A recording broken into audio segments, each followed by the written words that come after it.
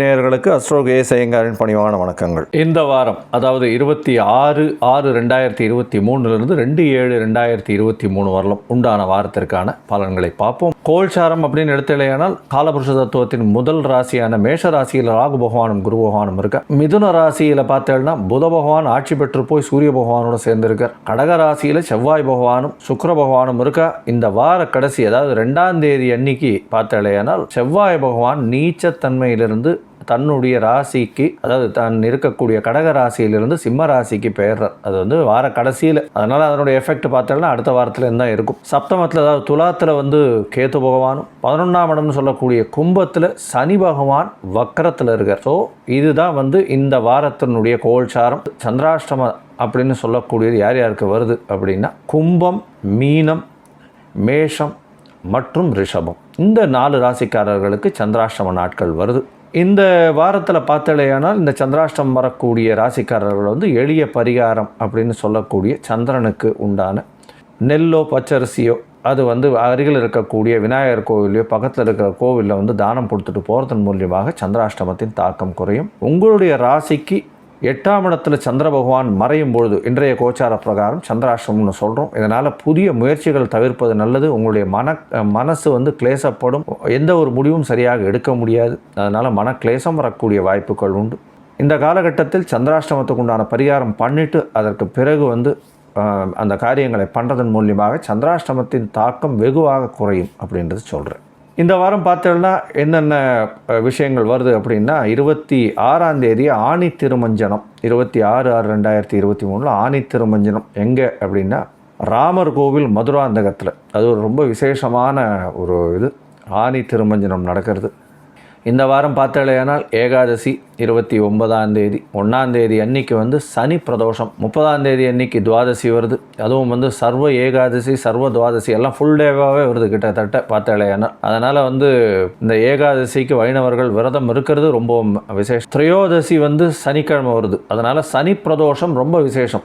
சைவர்கள் கோவிலில் அதாவது சிவன் கோவிலில் பார்த்தலையானால் அதுவும் சனிக்கிழமை இன்னைக்கு வரக்கூடிய சனி பிரதோஷம் ரொம்பவும் ஏற்றமானது. ஏன்னா இப்போ சனி பகவான் வக்கரகதியில் வேற வந்திருக்கார். அதனால் கொஞ்சம் ஜாகிரதையாகவும் ரொம்பவும் இதுவாக கண்டிப்பாக சனி பிரதோஷம் போய் சேவிச்சுட்டு வர்றது ரொம்பவும் நல்லது. அங்கே சனி பகவானுக்கு எல்தீபம் போட்டுட்டு ஒரு கருப்பு ஆடை தானம் கொடுத்துட்டு வர்றதன் மூலியமாக சனி பகவானுக்கு செய்யும் பிரீத்தியாகவும் எடுத்துக்கலாம். ஏற்கனவே சனி வக்கர பயிற்சியை பற்றி நான் வீடியோ போட்டிருக்கேன். கண்டிப்பாக பரிகாரம் செய்யணும் அப்படின்னு சொல்லியிருக்கணும். அவள்லாம் கண்டிப்பாக போய் பார்த்துட்டு அந்த சனி பிரதோஷத்தை அன்னைக்கு அருகில் இருக்கக்கூடிய சிவன் கோவிலுக்கு போய் சனி பிரதோஷ வழிபாடு பண்ணிட்டு வர்றது மிகவும் நல்லது. சரி, இப்போ என்னுடைய மொபைல் நம்பர் கீழே ஸ்க்ரால் ஆகிட்டு இருக்கும். உங்களுடைய தனிப்பட்ட ஜாதகத்தை நீங்கள் பார்க்கணும் அப்படின்னு நினச்சாலேயானால் நீங்கள் எனக்கு ஒரு ஃபோன் பண்ணுங்க. நான் உங்களுக்கு ஒரு அப்பாயின்மெண்ட் தரேன். உங்களுடைய date, time, place of birth இதெல்லாத்தையும் அனுப்புங்க. உங்களுடைய பெயர், உங்களுடைய டைம் கரெக்ஷன்ஸ் ஏதாவது இருந்ததுன்னா பார்த்துட்டு உங்களுடைய தசாநாதன், புக்திநாதன், அந்தரம், சூக்ஷ்மம் எப்படி இருக்குது அப்படின்றத பார்த்துட்டு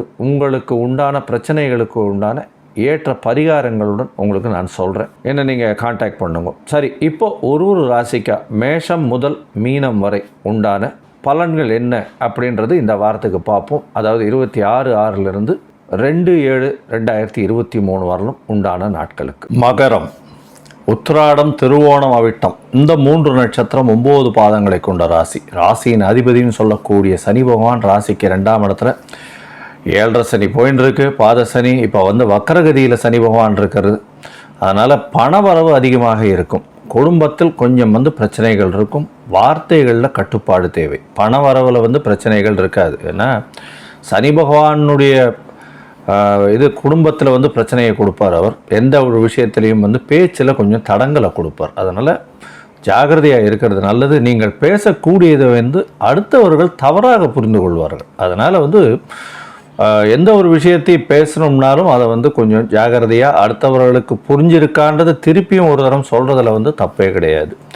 அதனால் உங்களுக்கு தெரிஞ்ச விஷயத்தை நீங்கள் நிறைய விஷயம் சொல்கிறீங்க அப்படின்றதுனால அடுத்தவங்களுக்கு புரியணுன்ற கட்டாயமும் கிடையாது. முடிஞ்ச வரலும் புரிகிற அளவுக்கு சொல்கிறது நல்லது. அது இல்லைன்னா பிரச்சனைகள் வரக்கூடிய வாய்ப்புகள் உண்டு. இந்த வாரம் பார்த்தலையானால் உங்களுடைய ராசிக்கு 6ஆம் இடத்துல புத பகவானும் ஆட்சி பெற்று சூரிய பகவானோட சேர்ந்து இருக்கிறது பெரிய விசேஷம். இந்த மகர ராசிக்காரர்கள் வந்து அரசாங்க துறையில் இருந்தார்களே ஆனால் நல்ல ஒரு ஏற்றம் கிடைக்கக்கூடிய வாரமாக இந்த வாரம் அமைய போகிறது. கணிதம் சம்பந்தப்பட்ட ஸ்டாட்டிஸ்டிக்ஸ் சம்பந்தப்பட்ட ஆடிட்டர்ஸு அவங்களுக்கெல்லாம் பெரிய ஏற்றம் இருக்கும். அதை தவிர வந்து இந்த அயர்ன் அண்ட் ஸ்டீல் வியாபாரம் பண்ணுறவங்க, இந்த கருப்பு துணி வியாபாரம் பண்ணுறவங்க, கறி வியாபாரம் பண்ணுறவங்க, ஆயில் வியாபாரம் பண்ணுறவங்க, இரும்பு தாது பொருட்கள் வியாபாரம் பண்ணுறவங்க, இவங்களுக்கெல்லாம் வந்து ஒரு பெரிய ஏற்றம். அதை தவிர பார்த்தீர்களேனால் இந்த இந்த பெஸ்டிசைட்ஸ்னு சொல்லுவாங்க இல்லையா, அதாவது பூச்சிக்கொல்லி மருந்துகள், இதெல்லாம் வந்து வியாபாரம் பண்ணுறவங்களுக்கு பெரிய ஏற்றத்தை கொடுக்கக்கூடிய வாரமாக இந்த வாரம் அமைய போகிறது. இந்த வாரத்தில் பார்த்தீர்களேனால் உங்களுடைய ராசிக்கு 4ஆம் இடத்துல வந்து குரு பகவானும் ராகு பகவானும் இருக்கிறது ஒரு பெரிய விசேஷம். உங்களுடைய சுகம் வந்து நல்ல ஒரு ஏற்றம் இருக்கும். அதாவது வீட்டுக்காக வந்து நல்ல பணம் செலவு பண்ணுவீங்க. 4ஆம் அதிபதி வந்து நீச்சபங்க ராஜயோகம் அடையிறது பெரிய விசேஷம். அதுவும் சப்தமஸ்தானத்தில் அடையிறது பெரிய விசேஷம். எதிர்பாலினத்தவர் மூலியமாக நல்ல ஒரு ஏற்றம் கிடைக்கக்கூடிய வாரமாக இந்த வாரம் அமைய போகிறது.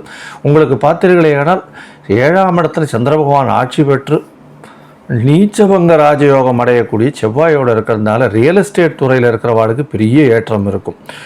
இந்த செங்கல், மணல், ஜல்லி இதெல்லாம் விற்கிறவாளுக்கு பெரிய ஏற்றம் கிடைக்கக்கூடிய வாரமாக இந்த வாரம் அமைய போகிறது. புதுசாக நீங்கள் வந்து ஒரு வீடு, மனை இந்த மாதிரியான விஷயங்களுக்கு அட்வான்ஸ் கொடுக்கக்கூடிய காலகட்டமாக இந்த வாரம் அமைய போகிறது. கூட்டு தொழிலில் மிகப்பெரிய ஏற்றம் வரக்கூடிய காலகட்டமாக இந்த வாரம் இருக்குது. இந்த வாரத்தில் பார்த்தீர்களேயானால் சந்திர பகவான் அதிவேகமாக செல்லக்கூடியவர் உங்களுடைய ராசிக்கு பார்த்தீர்களேயானால் 9ஆம் இடத்துல இந்த வாரத்தை ஆரம்பிக்கிறார். 26, 27ஆம் இடத்துல அவர் 9ஆம் இடத்துல இருக்கிறது ரொம்ப பெரிய விசேஷம். ஏன்னா 7ஆம் இடத்துக்கு 9ஆம் இடம் வந்து 7ஆம் இடத்துக்கு 9ஆம் இடம்னு சொல்லக்கூடியது வந்து 3ஆம் இடமாக வருது. அதனால் உங்களுடைய முயற்சிகள் அனைத்தும் வெற்றி பெறும். அதாவது கூட்டு தொழிலில் மிகப்பெரிய ஏற்றம் கிடைக்கக்கூடிய வாரமாக இருக்கும். உங்களுடைய ராசிக்கு 10ஆம் இடத்துல சந்திர பகவான் வரும்போது குருவனுடைய பார்வையில் இருக்கிறதுனால அதீதமான குரு சந்திர யோகம் அமைகிறதுனால தொழிலில் மிகப்பெரிய ஏற்றம் இருக்கும். புதிய தொழில் வரக்கூடிய வாய்ப்புகள் மிகவும் அதிகம். அதுவும் பார்த்தீங்களேனால் 28ஆம் தேதி அதிகாலையிலிருந்து 30ஆம் தேதி காலத்தால் ஒரு 7:30 மணி வரலும் இருக்கும். இந்த காலகட்டத்தில் புதிய தொழிலுக்கு நீங்கள் கையெழுத்து போடுவீங்க. உங்களுக்கு தொழில் மூலியமாக மிகப்பெரிய அபரிமிதமான லாபம் வரக்கூடிய வாரமாக இந்த வாரம் இருக்குது. உங்களுடைய காம்படிட்டிவ் எக்ஸாம்ஸ் படிக்கக்கூடிய மாணவர்களுக்கெல்லாம் நல்ல ஒரு ஏற்றமான காலமாகவும் இருக்குது. இந்த வாரம் பார்த்தீர்களேயானால் 30ஆம் தேதியிலிருந்து 2ஆம் தேதி மத்தியானம் வரலும் உங்களுடைய ராசிக்கு 11ஆம் இடத்துல வந்து சந்திர பகவான் இருக்கார். அப்போ வந்து 7ஆம் அதிபதியான சந்திர பகவான் உங்களுடைய ராசிக்கு வந்து 11ஆம் இடத்துல இருக்கிறது பெரிய விசேஷம். 11ஆம் இடத்துல உங்களுடைய ராசிக்கு இருக்கிறதன் மூலியமாக பரிவர்த்தனை யோகம் அடையிறதன் மூலியமாக ஆட்சி பெற்றதற்கு 11ஆம் அதிபதி ஆட்சி பெற்றதுனால கண்டிப்பாக உங்களுக்கு பெரிய ராஜயோகத்தை கொடுக்க போகிறார். தொழிலில் அபரிமிதமான ஏற்றம் கிடைக்கும். எந்த ஒரு விஷயத்தை தொட்டிங்கன்னாலும் கண்டிப்பாக உங்களுக்கு வந்து அதில் லாபம் வரக்கூடிய வாய்ப்புகள் மிகவும் அதிகமாக இருக்கும். இந்த வாரத்தில் பார்த்தீர்களேனால் உங்களுடைய ராசிக்கு 30ஆம் தேதி மத்தியானத்துக்கு மேலே 12ஆம் இடத்துக்கு வந்து சந்திர பகவான் போகும்பொழுது அதில் வந்து அதீத ஏற்றம் இருக்கும். ஏன்னா 12ஆம் இடத்துல குரு பார்க்கறதுனால கண்டிப்பாக வந்து உங்களுக்கு நல்ல ஒரு செலவுகள், அதாவது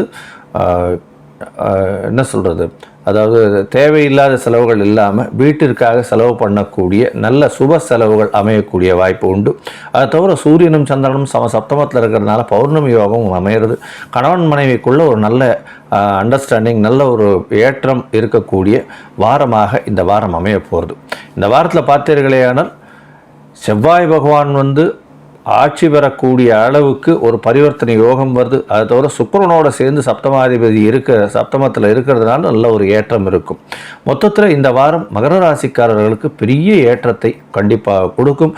அருகில் இருக்கக்கூடிய சிவன் கோவிலுக்கு போயிட்டு வர்றதும், சனி பிரதோஷம் போய் பார்த்துட்டு வர்றதும், அங்கே வந்து சனீஸ்வர பகவானுக்கு எல்தீபம் ஏற்றிட்டு வர்றதும், கையில் ஒரு கருப்பு கலர் வச்சுக்கிறதும் பெரிய ஏற்றத்தையும் மாற்றத்தையும் உங்களுக்கு நிச்சயமாக கொடுக்கும். பொதுவாக இந்த மகர ராசிக்காரர்களுக்கு இந்த வாரம் வந்து நல்ல ஏற்றமான வாரமாக இருக்கு. ஸ்ரீ குபேரன் டிவியை பார்த்தமைக்கு நன்றிகள். மேலும் இது போன்ற தகவல்களை தெரிந்து கொள்ள ஸ்ரீ குபேரன் டிவியை சப்ஸ்கிரைப் செய்யுங்கள். மறக்காமல் பெல் ஐக்கானை கிளிக் செய்யுங்கள்.